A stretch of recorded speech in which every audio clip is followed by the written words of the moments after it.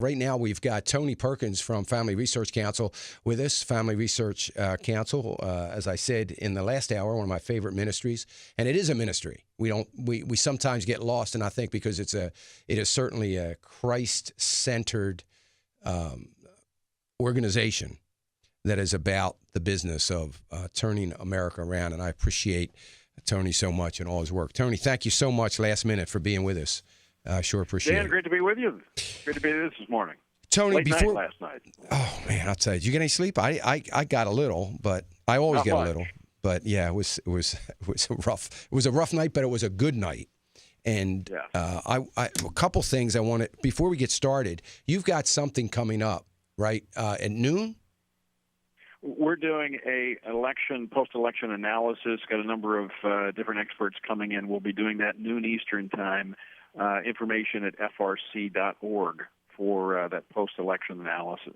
Okay, FRC.org. It's probably going to be some great post-election analysis. So FRC.org, right at the end of this program, Central Time, you can check that out, FRC.org. Anyway, thank you, Tony. I'm glad you guys are doing that. Tony, what did you think last night? I mean, how do you feel about – I know you don't have a lot of time, but I've got a question about Mitch McConnell. Potentially becoming the leader of the Senate. How do you feel about that? And just overall, are we going to be, I'd love your opinion on, are we going to be, because I don't believe our economy can withstand 2 years of doing nothing. Is that what we're going to have? Or are we going to continue to throw bills on this president's desk and put it on his shoulders? You know, I think it was interesting last night, Mitch McConnell, you listened to his speech. He repeatedly said, I have heard the voters of Kentucky. I have been listening to the voters of Kentucky. I think that was significant because I think part of the problem that Republicans have had is that they haven't listened. But these elections were so close, and Mitch McConnell's race was so close that they actually were listening, and I believe they heard the voters. Here's what I think took place last night, Dan, is that this was not a ringing endorsement of the GOP. Rather, this was a repudiation of the failed policies of Barack Obama, and the best vehicle to send to that message to Washington, D.C. was the Republicans. That was the GOP Express is what took place last night, was to send that message here. And the Republicans, if they hope to maintain this congressional majority and pave a path to the White House in 2016, are going to have to be responsive. So that means they are by necessity will have to put bills on the president's desk. They can no longer blame the other chamber. They now have the ability to move the ball forward. Well, I hope, and I hope that's exactly what they do. But I like what you said, that out of necessity, they're going to have to do that. That gives me a little bit of comfort as I think about the fact that it's going to be a necessity. They're going to have to do it. And I like what you said. I mean, you're right. It's they have no choice. They've been talking about not being able to do this. Some 230 bills or so sitting on the desk of Harry Reid. They're not going to be able to use that. And we're going to have to find out who the party of no is going to be, I guess, heading into 2016. What are some of the one of the things that was striking to me? I really appreciate the turnout. I think the turnout overall in the country was good. It was strong. I believe that there was a real strong movement. I know you were a part of that. I certainly have been preaching this now for 6 months. I was at a town hall meeting with hundreds of people in Little Rock, Arkansas, and talked about that at length. I think the turnout was excellent. That was very, very encouraging to me. What are the conservatives are going to have to do to carry that into 2016? It was interesting. I've been looking at some of the exit polling numbers, and of course, this gets refined over the coming days. But there's a lot of room for improvement here, Dan. And here's one of the messages I think we need to walk away with from this election is that, look, a lot of our folks did go into the voting booth. I was actually very encouraged. I voted in my home state of Louisiana yesterday morning before flying to D.C., and in the line, I heard, an elderly gentleman said, hey, I stand Sunday night, and I'm here because I realize we've got to take responsibility for the direction of this country. So that clearly is growing. In fact, the evangelical turnout in terms of its percentage of the overall vote increased by a 1 percentage point. About 26% of voters identified as evangelical. 78% of them broke for Republican candidates. We still have a lot of room for improvement there. But in large part, that's because the candidates, the Republicans, continue to try to step over the base. At the very end of this election, what happened is the conservatives, the candidates that were successful, returned to those core conservative issues and identified with, or allowed the values voters to identify with them and help them across the finish line.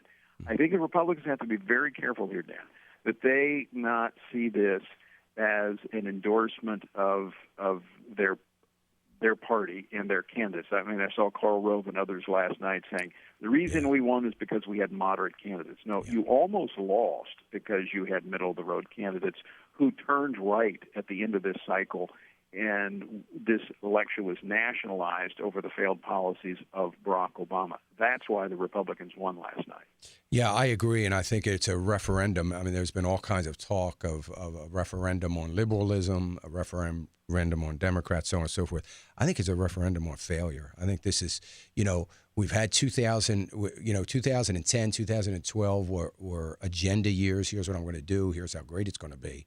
And now we've seen it. And I think this is about failed policies of this president. And very, very good to see some of the turnout increase, particularly among evangelical Christians. The I Stand event in Houston certainly had an impact. There's no doubt about it. I played some of that on Monday on my program, and got so many emails about it. I get a lot of emails every day, and got so many emails, not about what I played, but about the event in general. And it was a great event. And I think we need to be doing that through 2016, as I'm going to continue to do as I travel about, just to motivate this conservative, not middle of the road folks, but the conservative, the true conservative. And I think you're right about that. I was disappointed that we got no acknowledgement of that. When I heard Karl Rove's comments last night, I was very disappointed that, are they turning a deaf ear to it, or are they just truly not seeing it? They want it to go away. They would rather it not be that case. But let me give you a couple of examples of this. Pat Roberts was given up for political dead in Kansas. So what did he do? He ignored the advice of the political consultants in Washington, D.C., and he ran as a solid conservative. He had one of the best statements on the life issue in one of his debates. He was asked about, his opponent said, look, we need to get away from this issue of abortion. And he said, excuse me, we need to abandon life? No, absolutely not. We have to support the sanctity of human life. I mean, he gave a perfect answer in response. He ran on core conservative values, economic, social, and foreign policy, and he pulled it out of what everybody thought was going to be a loss for the Republicans. The same in North Carolina, very, very tight Senate race, where Tom Tillis trailed. It was a parochial election for most of the cycle, and then toward the end, it was nationalized. And what he did is he actually doubled down on the issue of marriage. He was the House Speaker, or continues to be a House Speaker until he resigns his post. He defended the North Carolina's marriage amendment that was attacked by the courts. He identified and stepped out front on some of these core value issues, giving conservatives who are not necessarily Republican a reason to vote for him and support him and get him across the line. Yeah, it was one of my favorite races because of that, because of it made me feel like that there was someone there that had some backbone and was willing to go against, I guess, the old guard, for lack of better. I usually call it the royalty of the Republican Party. But But Dan, here's the thing: we cannot be complacent thinking that the problem is solved. Yes. The problem is not solved. First off, I hearken back to the message from Sunday night in Houston, Texas. The problem our nation is facing is not political. We're dealing with the symptoms of a deeper problem here in the political realm. That doesn't mean we ignore the symptoms. We have to address the symptoms, but we also have to address the deeper problem, which is a moral and spiritual apathy, as well as, I think, a deficit spiritually and morally in our country. And it requires, first, the church to be the church, return to our first love and commitment, not just thinking that we can solve this by how we vote. That's a part of our Christian citizenship, but only a part of it.